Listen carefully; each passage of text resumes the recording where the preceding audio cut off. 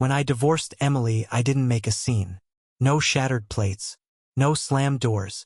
No last-minute confessions meant to soften the fall. I signed the papers at a notary's office in Denver under lights that hummed faintly above us, like even the ceiling was bored with our ending. The woman behind the desk didn't look at either of us for more than a few seconds. To her, it was paperwork. Routine. Another pair of signatures dissolving another household. To me, it was the formal burial of something that had been dying for years. I didn't fight over the house. I didn't argue about the car. I didn't contest half the business I had built from nothing while Emily slept beside me and told her friends we were a team. I left her everything she wanted. The property. The furniture. The polished image of stability. I kept only what fit into the back of my truck. Silence is cleaner than confrontation. People think walking away quietly means weakness. They imagine you didn't have the strength to fight. They don't understand that sometimes the fight has already happened. Not in courtrooms, but in kitchens at midnight. In the space between two people lying inches apart and feeling miles away. In the subtle humiliation of being tolerated instead of respected. I had been shrinking inside that house long before the divorce. Brooke was 9 when I came into her life. 9 years old. Suspicious eyes. Defensive posture. A child who had already learned that men disappear. I made a promise to myself that I wouldn't be another one. I showed up to every parent-teacher conference. Every soccer game where she barely left the bench. Every dentist appointment when Emily couldn't get off work. I assembled furniture in her room at midnight because she wanted to rearrange it. I paid for summer camps she quit halfway through. I didn't complain, because I thought presence would earn me something permanent. But presence, I learned, is not the same as belonging. After the papers were signed, I drove to Arizona. No farewell dinner. No final discussion. I didn't want explanations wrapped in soft words. I didn't want Emily telling me she still cared, while already calculating her next chapter. I rented an apartment above an auto repair shop. It was bare. One window facing a parking lot baked white by the sun. At night, the metal staircase groaned when I climbed it, like the building itself objected to my existence. The air always smelled like oil and overheated engines. Felt honest. There was no illusion in that place. No framed family photos pretending unity. No shared bank accounts masking quiet resentment. Just a mattress, a folding table, and the hum of machinery downstairs. A few weeks in, an old acquaintance called. "Emily's already living with someone," he said, too casually. "Guy named Jason." I leaned back in the chair and stared at the ceiling. Of course she was. She had been emotionally gone long before I physically left. I think Jason was just the visible proof of what I already knew. The replacement doesn't start at the end. He starts somewhere in the middle, when you're still paying the mortgage and thinking things can be fixed. It didn't burn the way I expected. What burned came later. My phone vibrated one morning while I was reviewing invoices for a small consulting job I'd taken. A text from Brooke. I opened it expecting something logistical. Maybe a question about paperwork. Maybe anger about the divorce. Instead, I read, "Stop acting like you own me. Lose my number." That was it. No greeting. No context. No hesitation. 16 years of showing up reduced to a line of contempt. I stared at the words for a long time. Not because they were confusing. Because they were clear. I remembered teaching her to drive. Her hands shaking on the steering wheel while I kept my voice calm. I remembered the first time she called me Dad by accident and then corrected herself. Embarrassed. I remembered wiring tuition payments without ever asking for thanks. I remembered believing that consistency would be enough. And now she was telling me to disappear. So I did. I typed back slowly. "You're right. I'm not your father. Handle things yourself." No anger. No insults. Just acknowledgement. Then I opened my laptop. The tuition portal was still bookmarked. I logged in. The automatic payment for the upcoming semester was scheduled to process in 3 days. Cancel. Confirmation screen. Click. Next. I called the landlord whose number I still had saved from when Brooke moved into her apartment near campus. I informed him I was withdrawing as cosigner effective immediately. He asked if there was an issue. No, I said. Just a correction. Then I logged into my bank account and closed the secondary credit card issued under my name, the one Brooke used without thinking. Groceries, gas, weekend trips. It had always felt easier to just cover it. Click, done. It took less than half an hour to dismantle what had taken years to build. And as I sat there in that empty Arizona apartment, I didn't feel fury. I felt alignment. If I was not family, then I was not infrastructure. If I was not father, then I was not financier. I had spent years confusing sacrifice with love, responsibility with acceptance. I thought that if I kept providing, the respect would eventually follow. It never did. That afternoon, I turned my phone face down on the table and waited. Not for apologies, for reality to arrive. Because the one thing they had always treated as permanent, my support, was no longer guaranteed. And when something assumed to be eternal suddenly vanishes, panic follows. Silence had been my exit. Consequences would be my answer. 10 minutes. That's how long it took. 10 minutes after I canceled everything. My phone lit up like it had caught fire. First, I ignored it. I was sitting at the small folding table in my Arizona apartment, sunlight cutting across the floor in harsh, unforgiving lines. The mechanic downstairs was revving an engine. Metal against metal. Something being repaired. Above him, something else was breaking. The screen kept flashing. Brooke calling. Emily calling. Brooke again. Unknown number. Emily again. By the time I finally turned the phone over, there were 47 missed calls. 47. Because the one thing they had always believed was guaranteed suddenly wasn't. I imagined the sequence without needing to hear it. Brooke at a checkout counter, card declining mid-transaction. Her face flushing as the cashier repeats, "It didn't go through." The landlord emailing about confirmation of rent. The university portal rejecting the tuition transfer.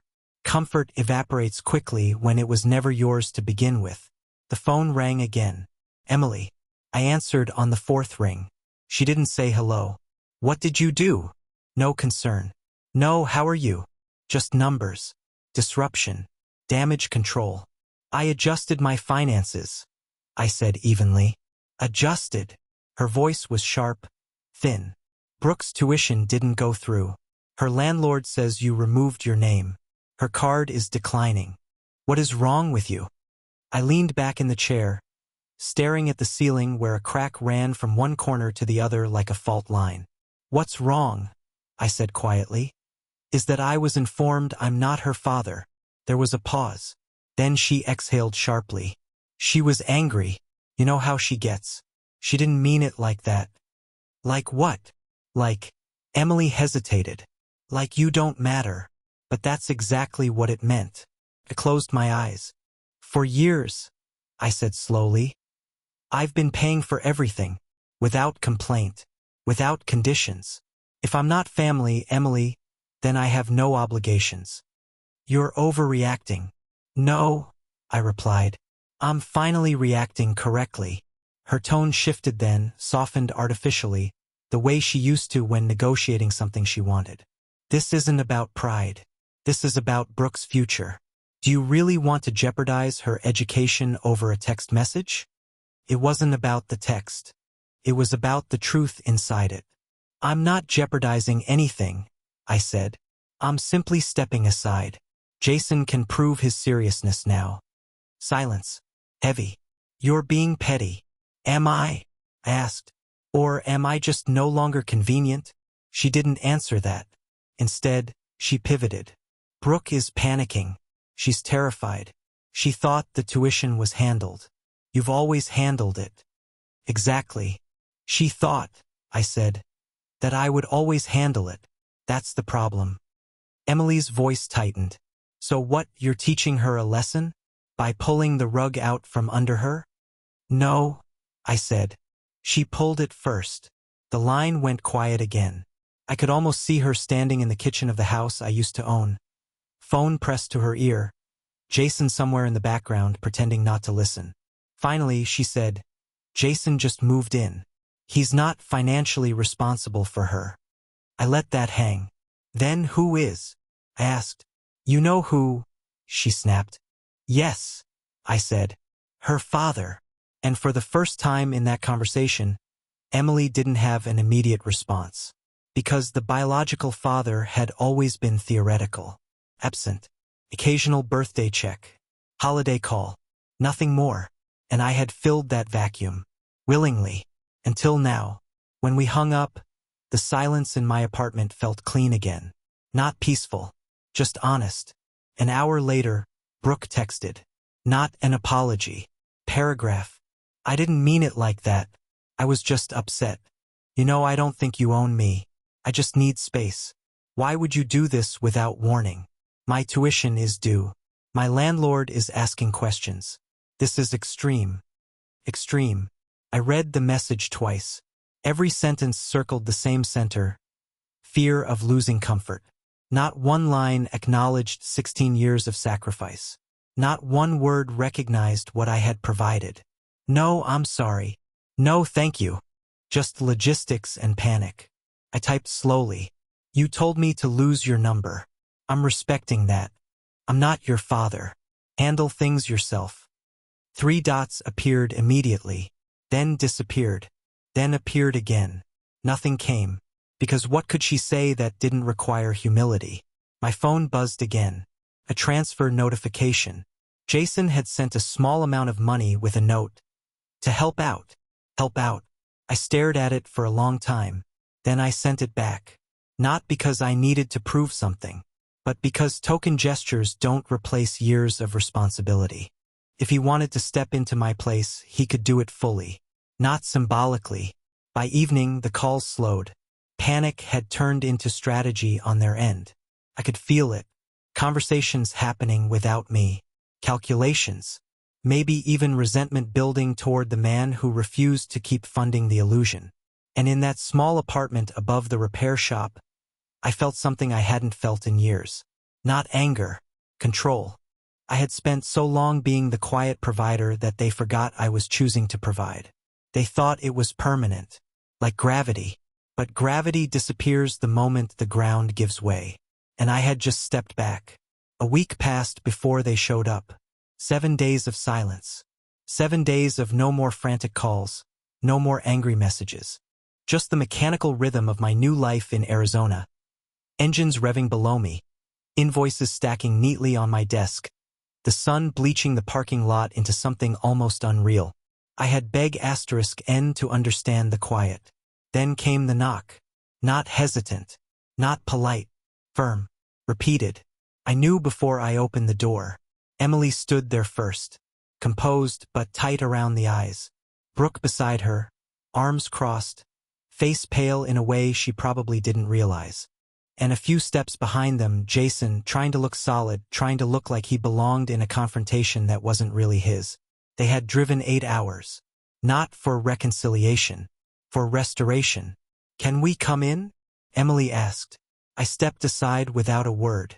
They entered the apartment slowly, taking in the bareness of it. The single couch. The folding table. The absence of comfort. Brooke's eyes flicked across the room as if trying to reconcile this stripped-down space with the man who used to pay her rent. Jason remained near the door. Emily was the first to speak. This has gone too far. Straight to it. No warmth. No reflection. I leaned against the counter. Has it? Brooke had to borrow money, she continued. Her tuition is on hold. The landlord is threatening eviction if the next payment isn't confirmed. Brooke finally spoke. Her voice wasn't angry this time. It's been stressful. Stressful. I studied her face. I'm sure it has been, I said evenly. She swallowed. I didn't think you'd actually do it. That was the most honest sentence she'd said since this started. You didn't think I'd believe you, I corrected. Emily stepped in quickly. She was upset. You know how she gets when she feels cornered. Cornered. Interesting word. I pushed off the counter and faced them fully. For 16 years, I said calmly. I paid without complaint. Tuition. Housing. Insurance. I never once asked for gratitude. Just basic respect. Brooke looked down. Emily's jaw tightened. This isn't about respect. This is about stability. No, I said. It's about entitlement. Jason shifted uncomfortably. Look, he said carefully. We're not here to fight. We just want to figure this out. I looked at him for the first time. Figure what out? He hesitated. How to move forward. With my money? I asked quietly. The room went still. Brooke's voice trembled slightly. I was angry. I didn't mean it like that. I don't think you own me. That's not what you said. Silence. Emily stepped closer. You're still part of our story, she said. You've always been. I let that sink in. Part of the story. But not family. Not father. Just background support. I was part of your convenience, I replied. Brooke's eyes finally met mine. That's not fair. No? I asked. When was the last time you called me without needing something? She opened her mouth. Closed it. Jason cleared his throat. She's young. She's 21, I said. Emily's voice softened again, trying a different approach. We're grateful for everything you've done. Grateful. The word felt borrowed.